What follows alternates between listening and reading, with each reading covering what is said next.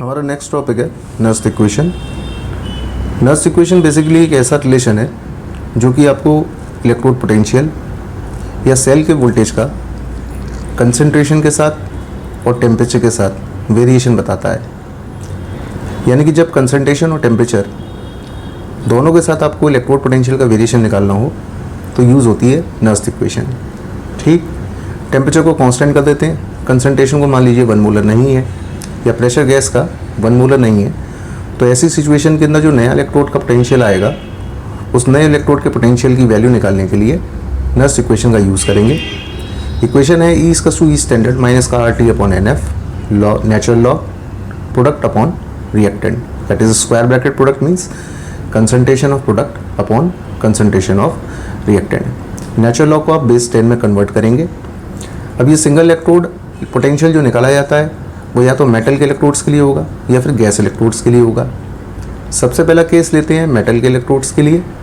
तो मेटल के इलेक्ट्रोड्स के केस के अंदर मान लीजिए कि जिंक आयन 2 इलेक्ट्रॉन लेके जिंक में कन्वर्ट हुआ, ये आपके पास एक हाफ सेल रिएक्शन हो गई। किसके लिए? जिंक के लिए। जिंक का रिडक्शन पोटेंशियल की आपको वैल्यू कैलकुलेट करनी है, क्योंकि जिंक के स्टैंडर्ड वैल्यू की जो होती है वो होती है माइनस का 0.76 और आपको निकालना है जब कंसंट्रेशन की वैल्यू 1 मोलर नहीं है तो क्या वैल्यू, नई वैल्यू क्या आएगी निकल करके। तो नई वैल्यू कैलकुलेट करने के लिए आपने नर्स्ट इक्वेशन का यूज़ किया। पहले आपने निकाला E standard zinc ion oblique zinc जिसकी स्टैंडर्ड वैल्यू होती है माइनस का 0.76।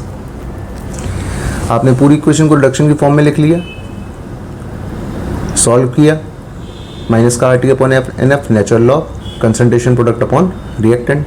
अब जितने भी प्योर सॉलिड्स होते हैं उनकी कंसंट्रेशन को आपको 1 लेनी है। तो जिंक सॉलिड यानी कि मेटल की कंसंट्रेशन को आपने 1 कर दिया, नीचे रह गया आयन। ठीक है, इक्वेशन आ गई E standard zinc ion oblique zinc minus R T upon N F natural log 1 upon concentration zinc ion. अब बीच में जो माइनस अगर आप उसे प्लस में कन्वर्ट करेंगे तो जो चीज़ प्रोडक्ट में है वो रिएक्टेंट में चली जाएगी और रिएक्टेंट वाली चीज़ प्रोडक्ट में आ जाएगी। इक्वेशन आ जाएगी। सॉल्व करने के बाद आयन की कंसंट्रेशन पुट करिए, आर की वैल्यू को 8.314 पुट कर दीजिए, टेम्परेचर 298 केल्विन का, फराडे की वैल्यू रख दीजिए 96500। ऐसा करने से बची हुई जितनी भी वैल्यूज़ हैं वो सब कन्वर्ट हो जाएंगी बेस 10 के अंदर और इक्वेशन आ जाएगी 0.059 अपॉन एन लॉग सी। ये आ गई इक्वेशन निकल करके। हम इसे राउंड ऑफ करके 0.06 भी कर लेंगे और एन का मतलब है कितने इलेक्ट्रॉन्स रिएक्शन में इन्वॉल्व हो रहे हैं, उससे हमें इसे डिवाइड करना है। प्लस लगा रहे हैं तो ध्यान रखिएगा आयन की कंसंट्रेशन को ऊपर लेना है। गैस इलेक्ट्रोड की अगर बात करते हैं जैसे कि क्लोरीन है, हाइड्रोजन है, ये सब क्या है? गैस इलेक्ट्रोड्स के लिए यूज़ होते हैं। तो गैस इलेक्ट्रोड्स के केस के अंदर सारी की सारी इक्वेशन वही यूज़ करनी होती है। बस इतना ध्यान रखना होता है कि लॉग के बाद आपको ऊपर तो आयन का कंसंट्रेशन रखना है और नीचे आपको गैस का प्रेशर पुट करना है। ये बात आपको स्पेशली याद रखनी है, नीचे आपको गैस का प्रेशर पुट करना है। ये प्रेशर 1 बार तो नहीं होगा क्योंकि स्टैंडर्ड वैल्यू होती है 1 बार, 1.5 दे सकता है या कोई और वैल्यू दे सकता है, लेकिन प्योर सॉलिड्स की कंसंट्रेशन 1 ही लेनी है। किसके लिए? नॉन मेटालिक इलेक्ट्रोड्स के लिए। Got it? पूरी वैल्यू को सॉल्व करेंगे, इक्वेशन वही आ जाएगी 0.059 अपॉन एन। इलेक्ट्रोड पोटेंशियल की वैल्यू किन किन चीज़ों पर डिपेंड करती है? तो टेम्परेचर और कंसंट्रेशन दोनों पर डिपेंड करती है। नॉन मेटल ए है, कंसंट्रेशन सी है, इक्वेशन निकालनी है। बीच में प्लस लगा रहे तो मैंने बोला था कंसंट्रेशन ऊपर जाएगा तो क्या लिखेंगे? 0.059 अपॉन एन लॉग सी। ठीक, अगर बीच में प्लस लगा रहे हैं और माइनस लगाएंगे तो 1 अपॉन लॉग सी।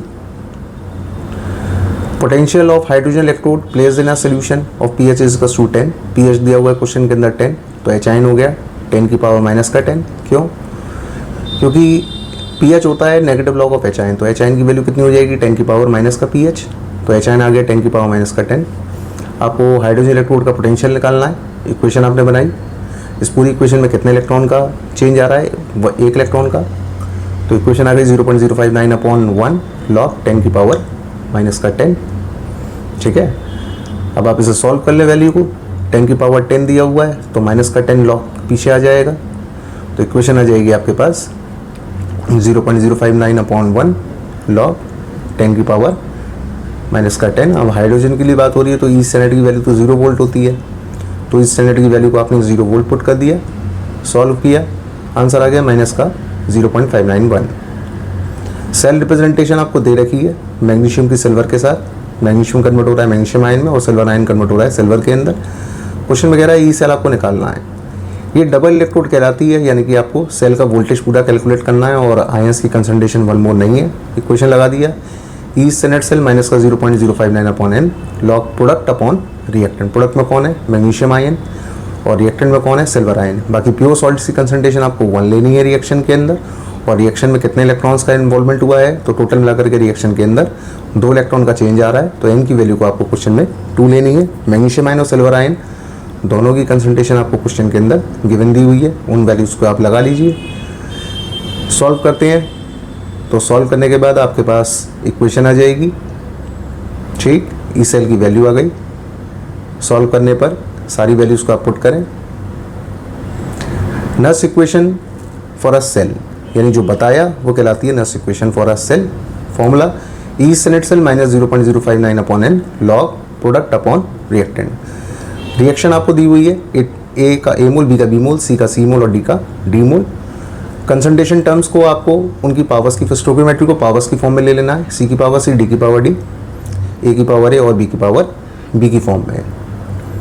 क्वेश्चन में कह रहा है कि ये सभी एलिमेंट्स हैं, इनके सभी के एसआरपी यानी स्टैंडर्ड एक्शन पोटेंशियल की वैल्यूज़ दी हुई है। अब आप इनको अरेंज करोगे इनकी रिएक्टिविटी के बेसिस पर, तो जिसका एसआरपी सबसे कम है वो मोस्ट रिएक्टिव होता है, और जिसका एसआरपी सबसे ज़्यादा होगा वो सबसे लीस्ट रिएक्टिव होगा। तो चारों आयंस के एसआरपी की वैल्यूज़ लिखी हुई हैं, तो आपको केवल इतना याद रखना है कि जिसके एसआरपी की वैल्यू लो होती है वो सबसे ज़्यादा रिएक्टिव होता है। तो लोएस्ट किसकी है, पोटेशियम की, ठीक है। कितनी है, माइनस का 2.93। तो ऑर्डर क्या हुआ, सभी एलिमेंट्स के लिए दिया हुआ है आपके पास 1 2 3 4 5 6 के लिए 4 ऑप्शन में से, यानी आंसर तो वो होगा जिसमें कि सबसे ज़्यादा पोटेशियम आता है। तो थर्ड और फोर्थ में आपको दिख रहा है, तो पोटेशियम के बाद नंबर किसका है, मैग्नीशियम का, माइनस का 2.37।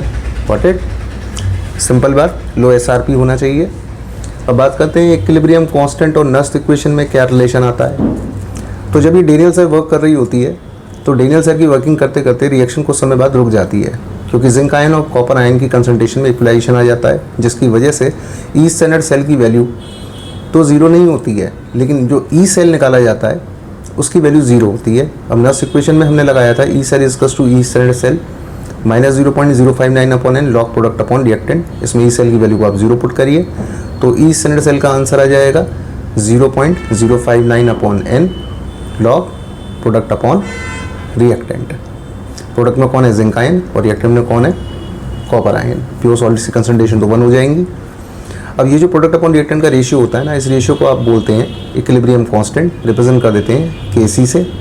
इक्वेशन आ गई 0.059 अपॉन एन लॉग के, या लॉग केसी भी लिख लें, एक ही बात है, ठीक है।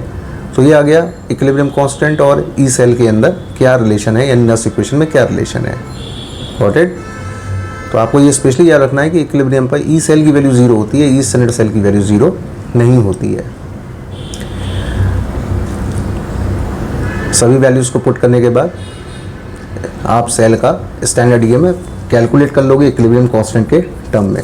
क्वेश्चन पूछा जाता है, इस पर रिएक्शन दे रखी है, स्टैंडर्ड सेल की वैल्यू दे रखी है, लॉग के की वैल्यू निकालनी है, यानी के सी की वैल्यू निकालनी है, ठीक है। तो प्रोडक्ट अपॉन रिएक्टेंट किसके इक्वल होता है,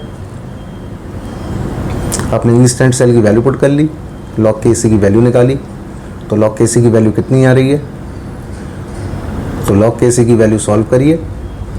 सॉल्व करने पर आपके पास इक्वेशन आ गया, लॉग के सी इक्वल्स टू 0.46 अपॉन 0.3। जो भी आ जाए वो उसका आंसर होगा। निकालने के लिए के सी की वैल्यू को निकालने के लिए एंटी लॉग 46/3 करेंगे,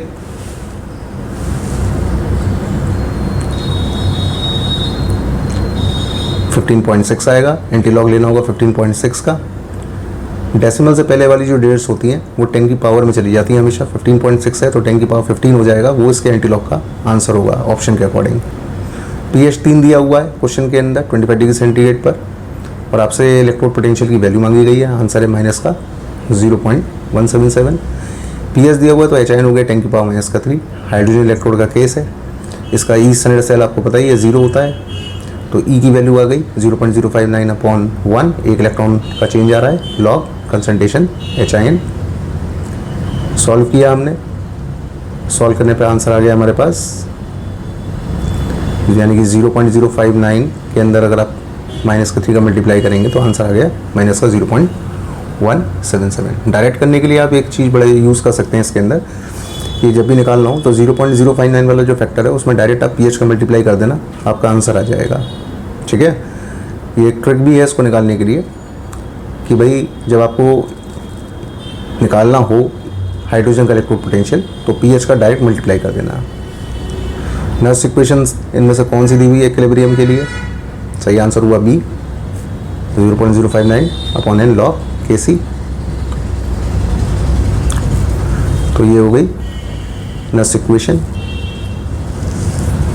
अगले लेक्चर में बात करते हैं इलेक्ट्रोकेमिकल सेल और गिब्स एनर्जी में क्या रिलेशन है। तो गिब्स एनर्जी होता है डेल्टा जी, जिसकी वैल्यू डिसाइड करती है कि रिएक्शन स्पॉन्टेनियस होगी या नहीं होगी। अगर कोई सेल काम कर रहा है तो वो काम ही इसलिए कर रहा है क्योंकि उसके डेल्टा जी की जो वैल्यू आ रही है वो नेगेटिव के अंदर आ रही है।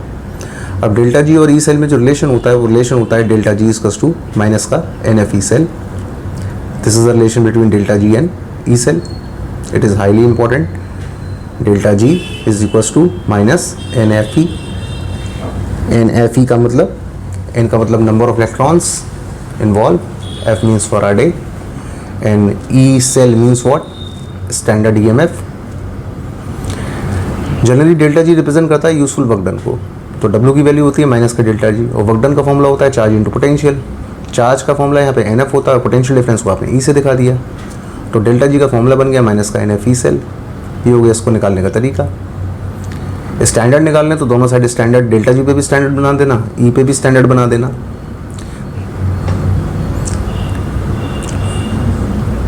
दोनों साइड अगर स्टैंडर्ड बनाओगे तो स्टैंडर्ड इक्वेशन आएगी निकल करके। और अगर डेल्टा जी और इक्विलिब्रियम कांस्टेंट के बीच में रिलेशन निकालना है तो डेल्टा जी और इक्विलिब्रियम कांस्टेंट के बीच में जो रिलेशन होता है वो होता है माइनस का 2.303 RT log Kc। माइनस का 2.303 RT log Kc। Equation compare करोगे तो कंपेयर करने पर वैल्यू आती है ई सेल की log Kc के टर्म में और डेल्टा जी की वैल्यू दी हुई है ई सेल के टर्म में। दोनों इक्वेशन को कंपेयर कर लो, इक्वेशन आ जाएगी निकल करके delta G standard is equals to 0.059 F log Kc। करने की वैसे ज़रूरत नहीं है, डायरेक्टली रिलेशन याद रखना काम में आ जाता है। Delta G is equals to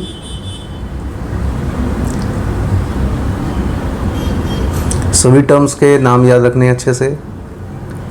question में डेनियल सेल का वोल्टेज दिया हुआ है, स्टैंडर्ड एनर्जी की वैल्यू कैलकुलेट करनी है, रिएक्शन में कितने इलेक्ट्रॉन इन्वॉल्व हो रहे हैं 2।